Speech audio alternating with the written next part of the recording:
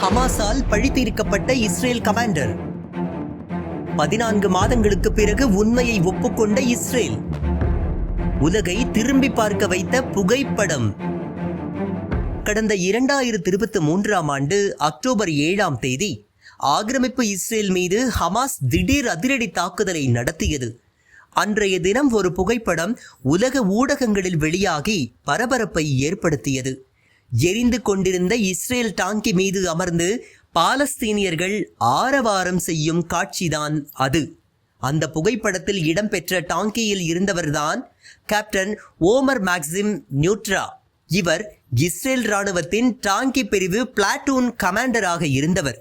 ஹமாஸின் அந்த தாக்குதலில் படுகாயமடைந்த இவர் காசாவிற்கு கொண்டு செல்லப்பட்டு அங்கு உயிரிழந்தது கடந்த நவம்பர் மாதம் கண்டுபிடிக்கப்பட்டுள்ளது.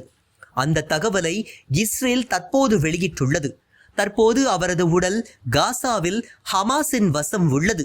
அந்த டாங்கியில் இருந்த 3 பேரும் ஒவ்வொரு கால இடைவெளியில் உயிரிழந்துள்ளனர். தற்போது பலியாகியுள்ள கேப்டன் ஓமர் மேக்சிம் நியூயார்க்கை சேர்ந்தவர். அமெரிக்க மற்றும் இஸ்ரேல் குடியுரிமையை பெற்றவர். இவரது மரணத்திற்கு இரங்கல் தெரிவித்துள்ள இஸ்ரேல் பிரதமர் பெஞ்சமின் நெத்தன்யாகு, நற்பண்புகள் மற்றும் திறமையால் ஆசீர்வதிக்கப்பட்டவர் நியூட்ரா. அவரது உடல் மீட்கப்பட்டு இஸ்ரேலுக்கு கொண்டு வரப்பட்டு யூத முறைப்படி நல்லடக்கம் செய்யப்படும். அதற்கான ஏற்பாடுகளை உறுதியாக செய்வோம் என்று தெரிவித்துள்ளார் பிரதமர் பெஞ்சமின் நெத்தன்யாகு.